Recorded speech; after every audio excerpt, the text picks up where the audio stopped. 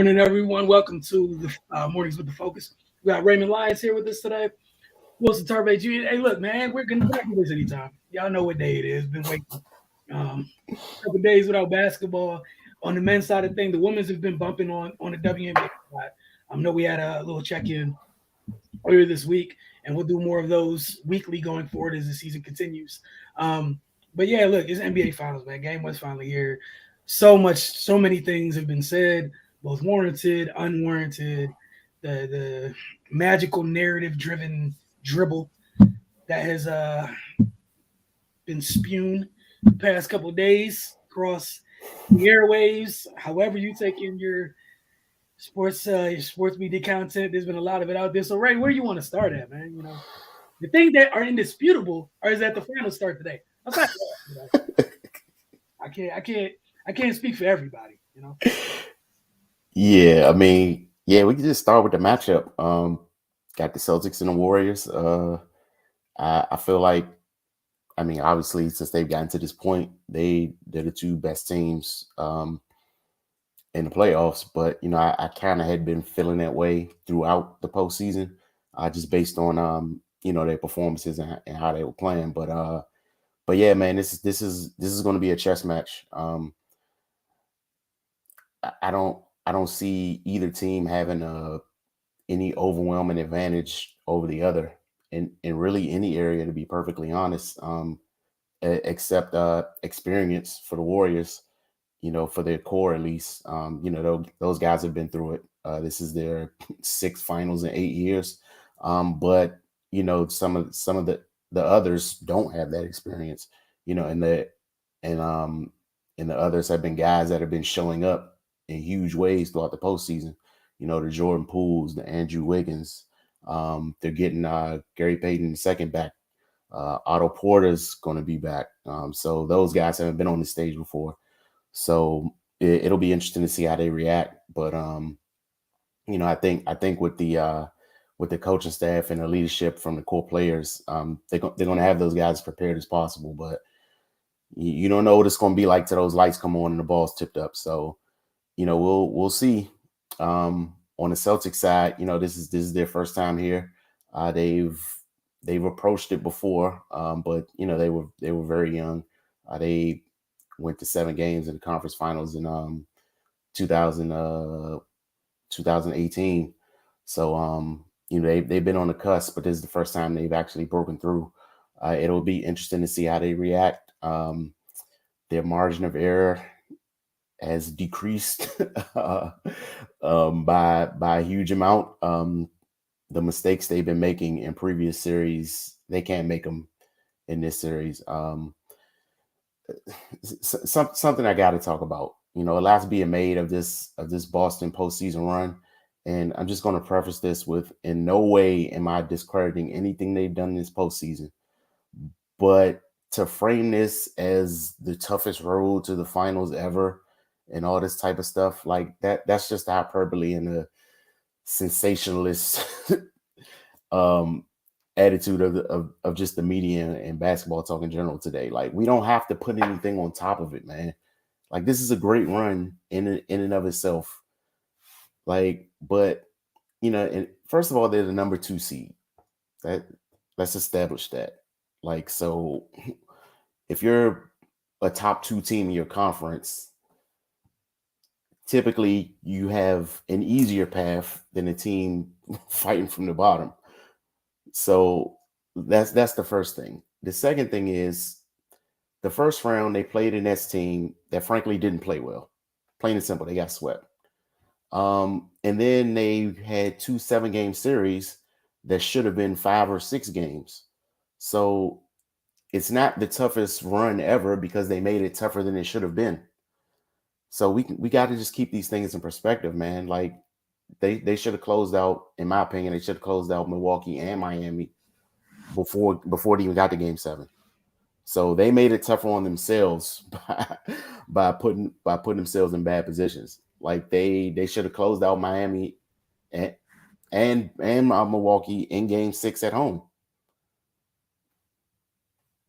So Look, man, I haven't heard a lot, so I haven't spoke up.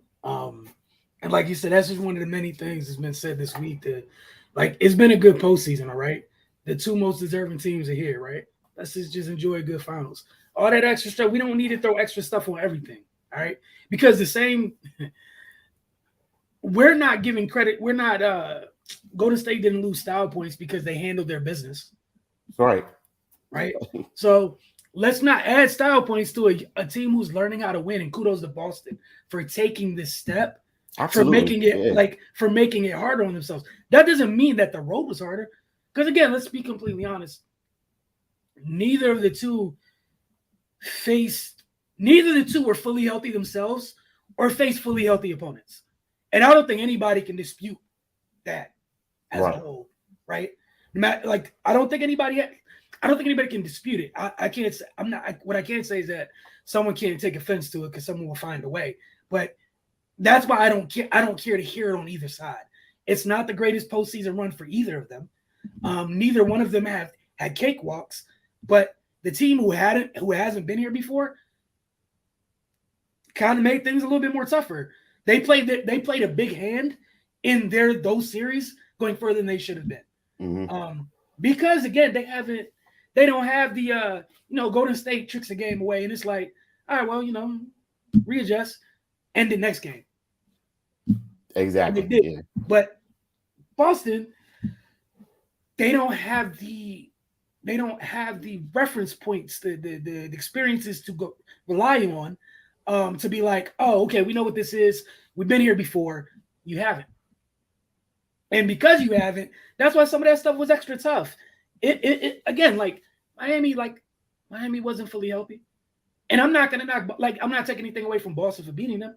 Neither was Denver. Neither was Memphis. Neither was Brooklyn. Like, again, we're just speaking in actual tangible things that these are like true points in time.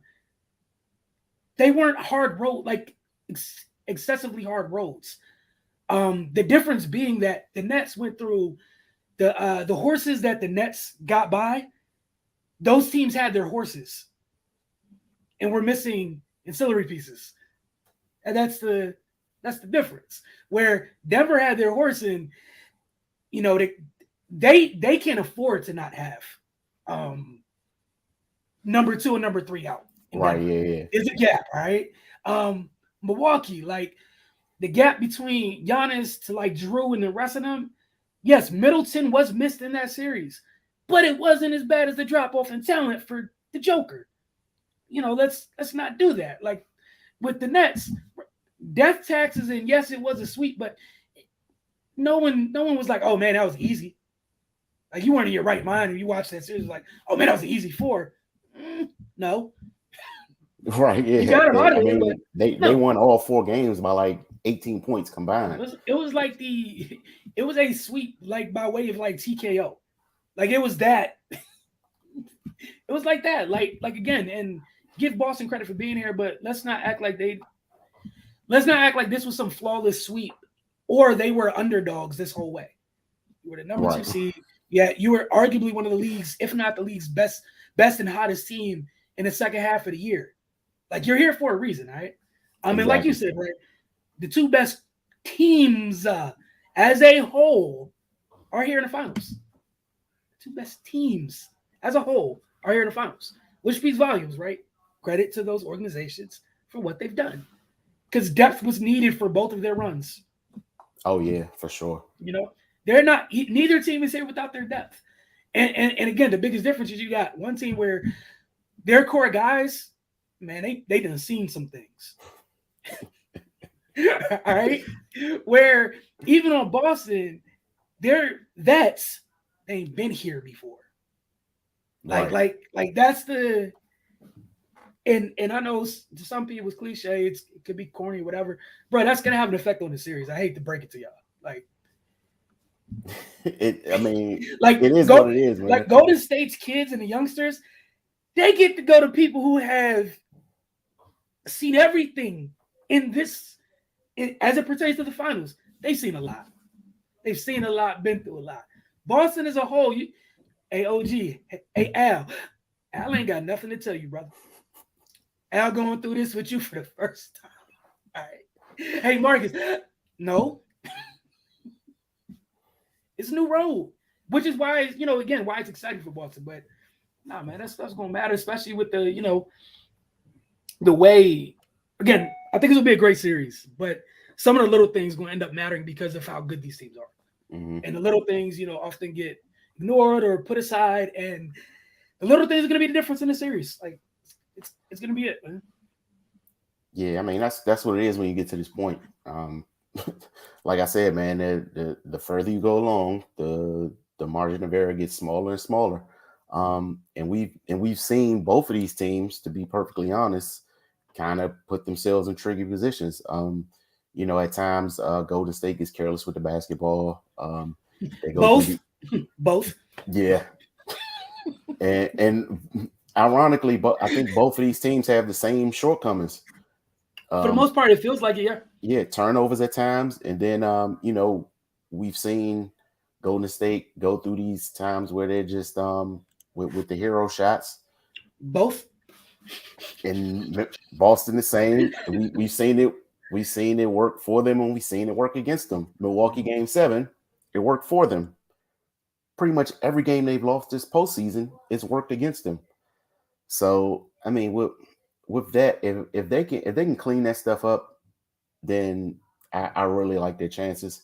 But if they're gonna go into battle making the same mistakes Golden State is making, then I don't see much hope for them, because if you're gonna hang your chances on which team is going to get hotter from 3-point range, Golden State is the wrong team to try that with.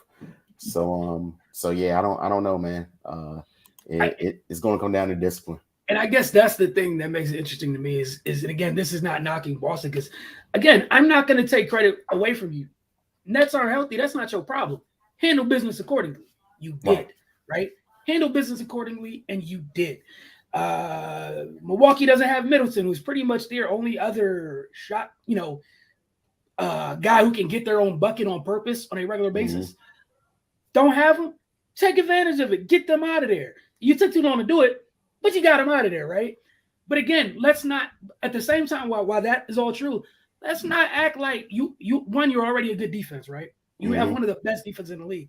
Are we going to act like those pieces being missing from Brooklyn and Milwaukee didn't make life easier on you defensively? Let's not do that. Because the fact that it was easier is the only reason I'm worried about this stage, because you haven't had to deal with teams' full complements offensively as a whole. Fast forwarding to this, which nothing prepares you for anyways. Like, who's the guy you sag off here in this series? Right. Who's the guy here who can't shoot at all? And the dudes who can't shoot are literally the guys involved in the DHO. So they're directly involved in the action, right? So again, like I know we were talking on the Focus earlier this week.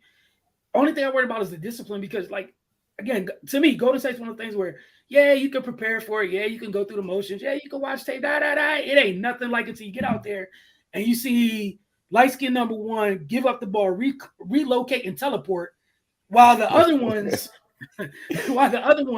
like phasing through the court down the lane. It's too much going on. You can't simulate that crap. And again, Boston has a great defense, but you can't rely on any of them past experiences thus far to prepare you for this, because it ain't the same. Brooklyn don't move the ball. The dude that they traded for to move the ball did not play. Yeah, it's like I liken playing Golden State to like fighting Floyd Mayweather Jr. Yeah. Like, you can watch all the tape you want. You can get anybody in there to spar to try to emulate that style. Mm-hmm. But until you're in the ring and standing right in front of a guy that you can't hit and is countering you like that, it's a shell shock, man. And you gotta get your bearings quickly, but you're so flustered, and it just seems like impossible to defend against. Like, you're pretty much dead in the water. And once they figure you out, your problems just multiply. So and that's going to be the fun part, right? Who's going to be able to figure out who first and who's Mhm. going to be able to counter? And again, with Boston, I love Ime. I think he's a great coach. But I think people have been doing this since Golden State's been together. Y'all keep acting like Steve is a bum, trash, and has no idea what's going on over there. And that's where my concern is. I do think the coaches is very close. But again, dude's been here. Like Ime's Mhm. been here as an assistant. Dude's been here as the guy. It's not the same thing. At And all. again, I love Ime, but this is one of those things where no matter how this shakes out, Ime gets to go forward knowing getting to reference this experience.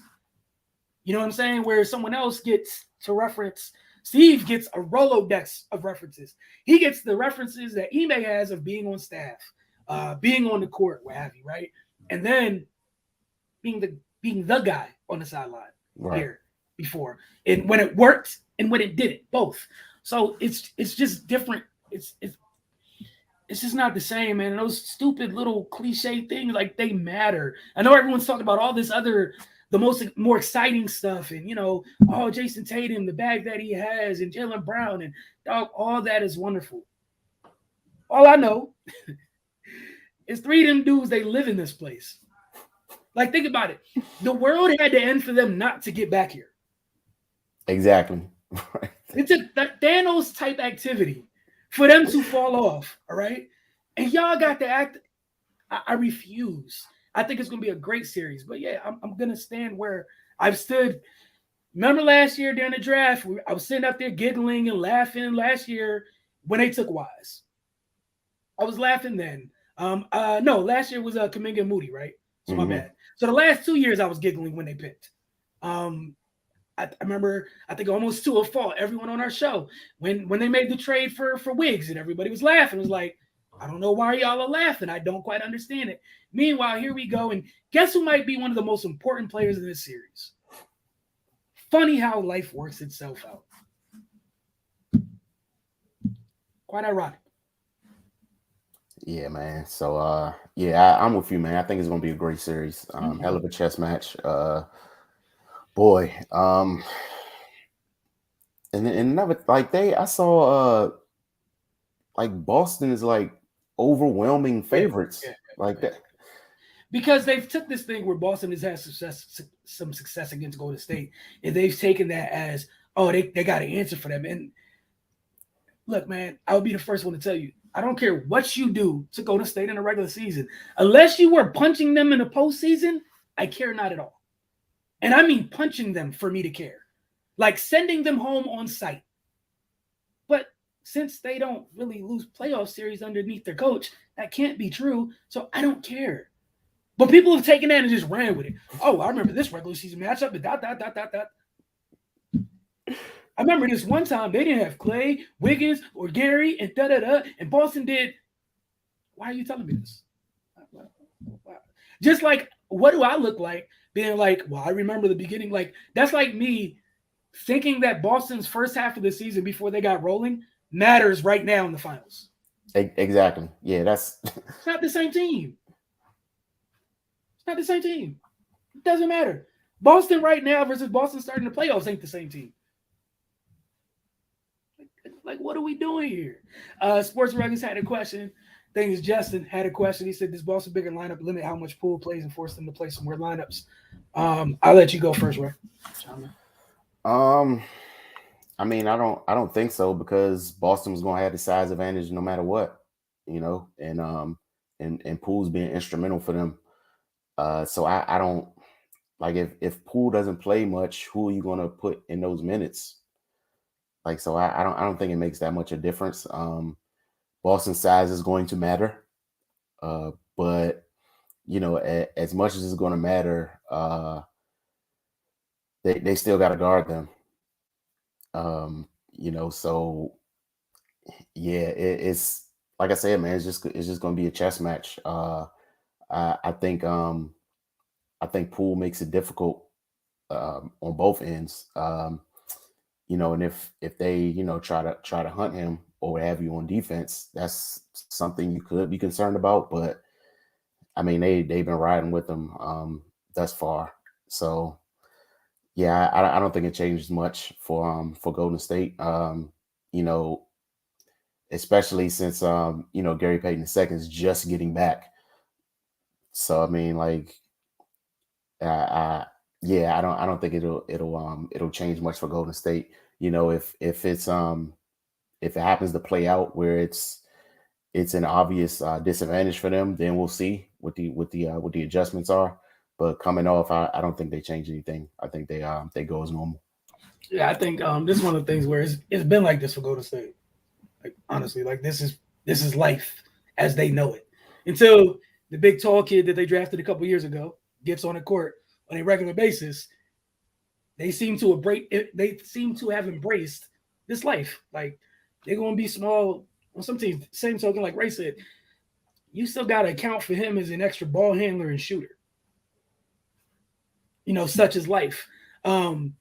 That's like people still asking them questions about, oh man, they're gonna hunt Steph on defense. Bro, they've been hunting Steph on defense since they've been in the finals. 6 times in 8 years. Y'all got to let it go. Like just let it go. All right. And I think Jordan Poole's gonna go through the same things. Like, yeah, they have to try to do something to you. Because on the other end, y'all have nukes. Okay.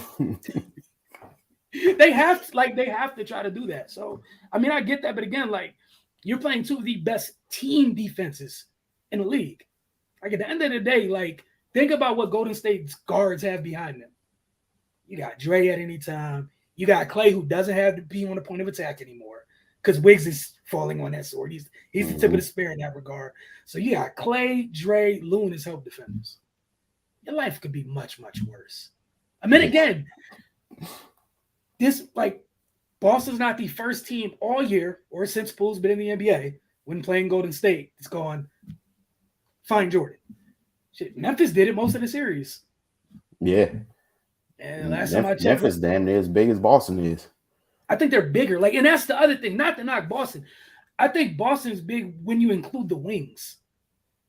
If you're just looking at them in the paint, it's actually not that big of a height difference. Loon's about the same height as Al and Rob. Loon doesn't have does not have the juice athletic, the vertical explosion that Boston's bigs have, right? And obviously Dre's a little bit smaller. But I think when you make up for it, Wiz is 6'7" with good length. Otto's one of those weird tweener dudes, and in this stage of his life, he's essentially a 4. Mm-hmm. You know what I'm saying? So making up Bellalitz is about 6'9". You know what I'm saying? Like you're making up for it in different places. But again, like they had to out rebound much bigger teams to get here. So to me, irregardless, like if Boston has the better size and doesn't win on the glass, then I mean, what are we doing here? Right. So which I asked Memphis, you had Jaren, Brandon, Steven, Xavier Tillman, and there was a game when them little dudes got 70 boards on you. That's a closeout game, 70 boards, 7-0. It don't matter.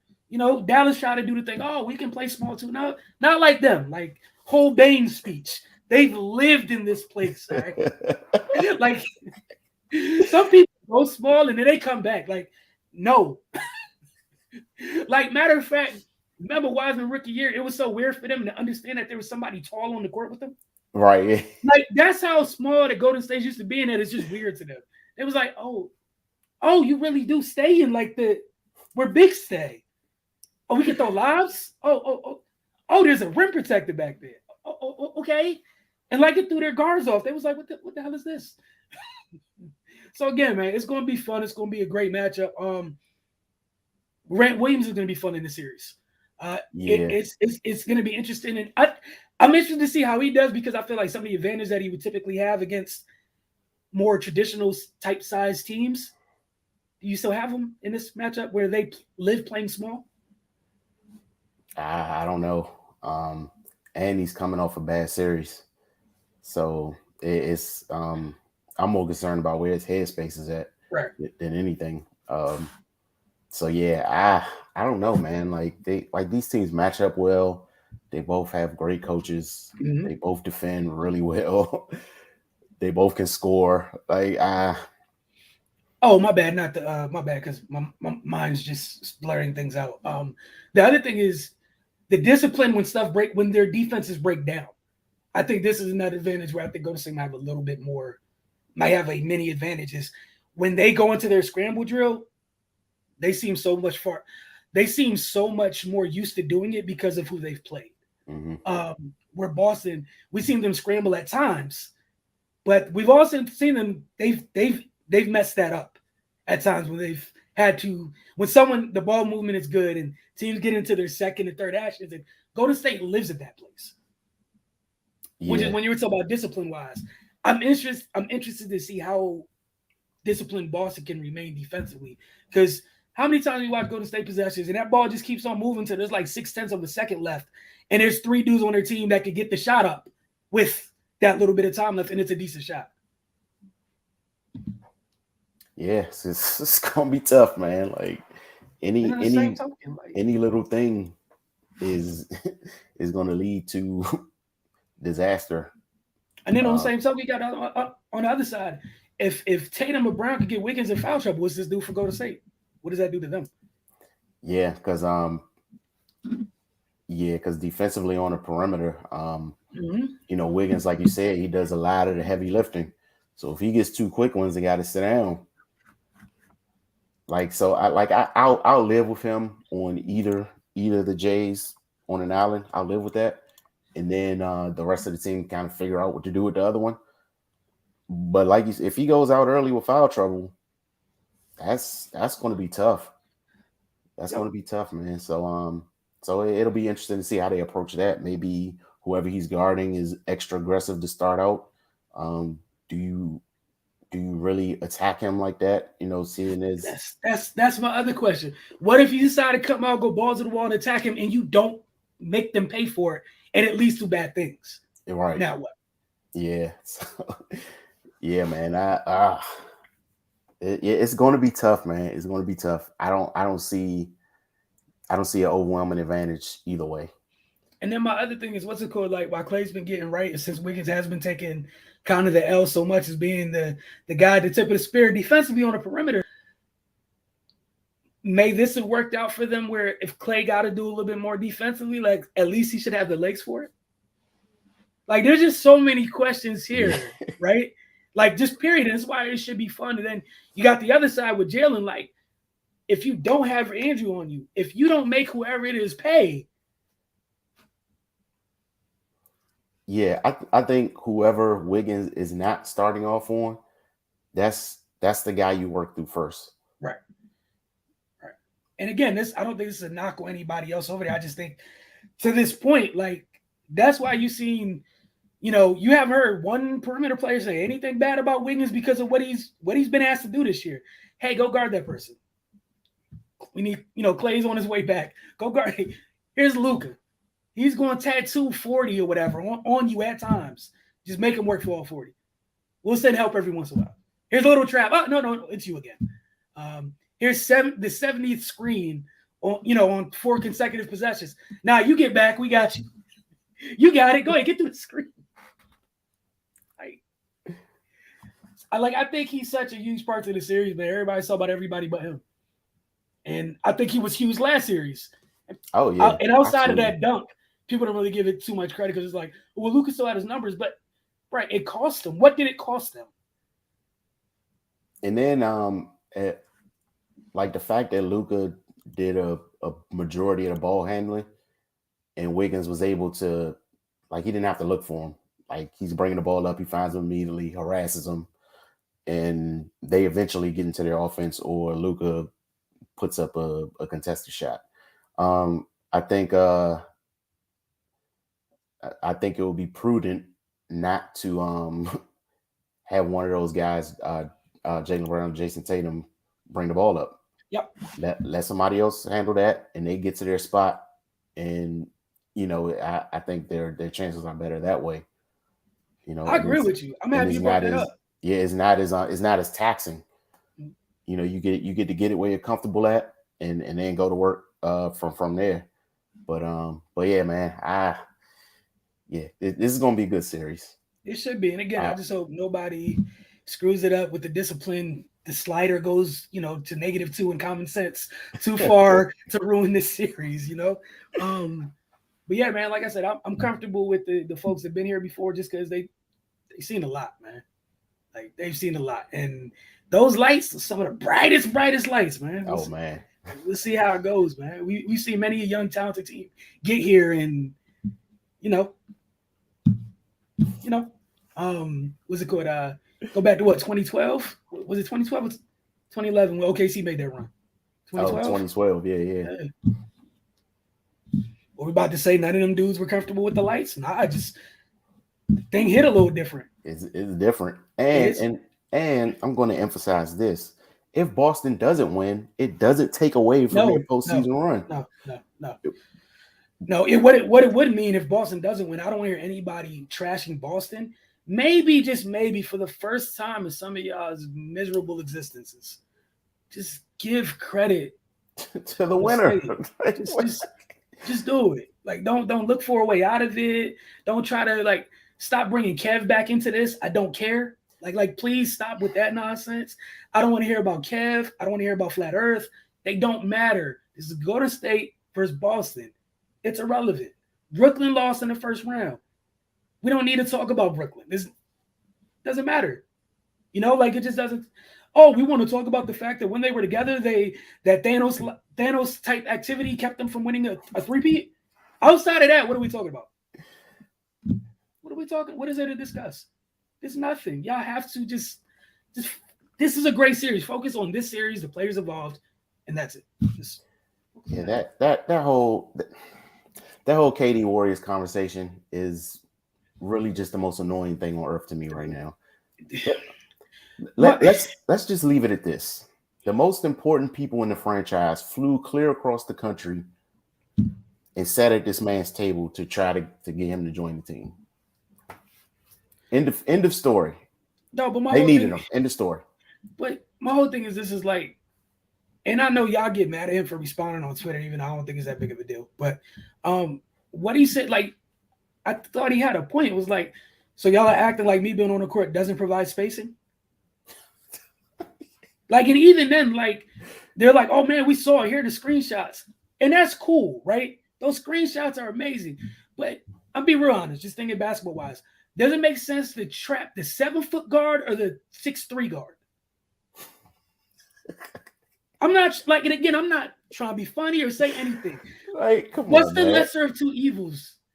Do you want to trap the dude who could just pick the ball up, look over the little dude you're trapping because they're little to him, and then spray the ball across the court to two of the greatest shooters ever?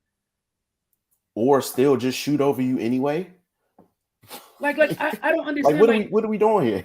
Cleveland, they were damned if you do, damned if you don't. There was no stopping them. What stopped them? Injuries stopped them. Let it go. Y'all have to let this go. It was two of the greatest shooters ever, one of the greatest scorers ever. I don't care who you trap. That doesn't make a difference to me. Clay don't dribble, so you can't trap Clay. And the other dude's 7 feet freaking tall. It doesn't make sense. The only hope you got is the dude the one knock on Steph is what? Man, sometimes careless with the ball. And that's an area he's grown at because now when you trap him, you die. So, I mean, if that was the only thing you could do, how are y'all turning it? Y'all are taking that and turning it. We got to watch a team play beautiful basketball for 3 years, bro. Just enjoy it. That's it. And that's it. Why are we acting like KD didn't have 4 scoring titles before he got there? He didn't need their help to be lethal offensively. Let's get that straight right now. It's just weird. What we saw was a bunch of humble behind dudes sacrifice and get it done. They could have argued about the shots or whatever, but you got two of the best. You got two of you got the 2 greatest shooters ever. Hey, yo, that's different. If y'all don't leave them alone, and you got him hey, yo, they're 2 of the greatest shooters ever. Of course, I'm gonna swing the ball. Matter of fact, y'all got mad when that man was yo, I'll just facilitate. Why aren't you engaged? I got 2 of the greatest shooters ever. I'm a 7-foot guard. Why do I have to do it? You got Draymond openly admitting shit. I ain't had to play that hard shit. We got the easy button. Like, what do y'all want? Just it was 3 good years of good basketball, man. You know what I'm saying? Like, again, Thanos type activity hurt them because it you had to remove 2 of them off the court, like completely off the court for something to change. All right. Both of them dudes had what should have been career-ending injuries. Appreciate the fact they are both back Right. and enjoy life. Those are 3 amazing years. That's that, man. And my whole thing is, if you're going to join up like that, the only way you shouldn't get it done is if that happens. So I can't get mad at it. Yeah. You're supposed to go 3 for 3. You're supposed to go 2 for 2. And when you fail, it better be something you can't control. You better not fail while y'all are fully whole. Yeah. See, I was about to go get this breakfast popping, but No, my bad. you brought that I up. was gonna say it. We got it. Look. If man. you're gonna join up, right? Not 2, not 3 enough. Dog, go 3 for 3, go 3 for 4, go 4 for 4. Make it where it feels inevitable. We had 2 examples of this. Which of them things was actually Thanos? It's inevitable. Which of them 2 things were? Both things weren't like the other. And it's hilarious that one dude get all the heat and the slander, and the other dude get to slide by. When the one of the losses is squarely on him. Like, how do we skate past this, man? Like, I don't like the teaming up stuff. I don't. I'm never gonna be down with that. Like, but I've accepted that this is what this era exactly was, right? That's just what it is. If that's the rules of engagement, I can't get mad at anybody. The gauntlet was set when that happened, right? So after that, like, you know what they say is like if it's an arms race, why are you gonna go get 6 shooters? And that's essentially what it became, right? Arms race. Yeah, I'm gonna look at the 2 greatest shooters ever and be like, well, they can't possibly guard all of us.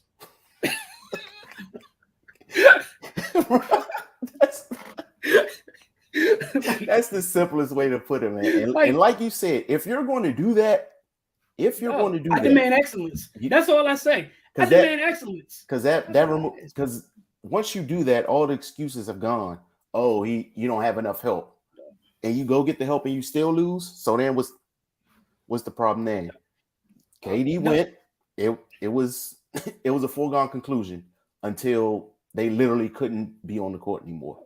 And that's the only way that I excuse any of the teaming up and stuff not to work is when people literally die. Like when players are off the court and they can't be themselves, cool. But if you're good enough to be yourselves, nah, dog, I ain't got something. Just like what's it called? Them 2 got to hold that sweep this year.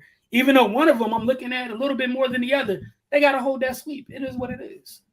Oh, yeah, definitely. Yeah, you got to hold that sweep. But to me, the 3 of them got to hold that sweep because you 3 got together, and that's what it became. And there was 1 constant, and then 2 wild beyond variables. But again, look, man, the finals should be great. We're looking forward to it. I know we got a game tonight. Get a couple days for wild discourse to ensue because people aren't going to act right after this evening. They're going to act like there's not a game 2, regardless of what happens tonight. And game 2 is on Sunday. So keep that in mind. We'll be back tomorrow morning, between the normal times of 9:30, 10 a.m. or what have you. And, we'll talk about what happens tonight in the finals, man. Ray, you got nothing else? Going to peel out of here. Wish everybody a good day, but go ahead. No, one thing I will say, like you said, man, this game is not going to decide the series, but I think it's very prudent for Boston to jump out and get a win tonight, because it just to put them on their heels a little bit. Mm-hmm. Like even if they lose tonight and then win game 2, you know how you got to steal one on the road, blah, blah, mm-hmm. blah. I think coming out and winning game 1 means a little bit more just from a psychological standpoint.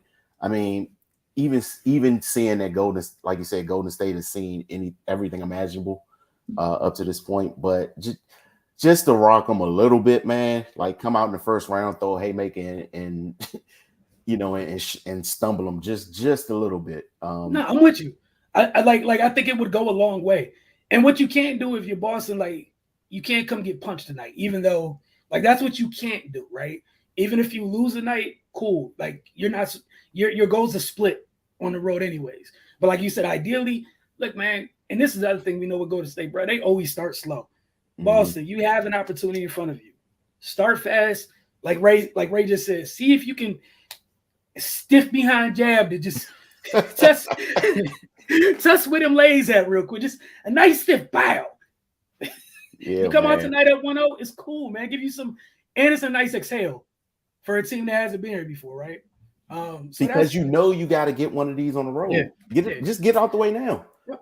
It lets you breathe a whole lot easier. Mm-hmm. And I think it'll calm what is kind of a young team as it pertains to playoff experience down a little bit. As it pertains to finals experience, I'm sorry. Just calm them down a little bit, man. But yeah, it will go a long way.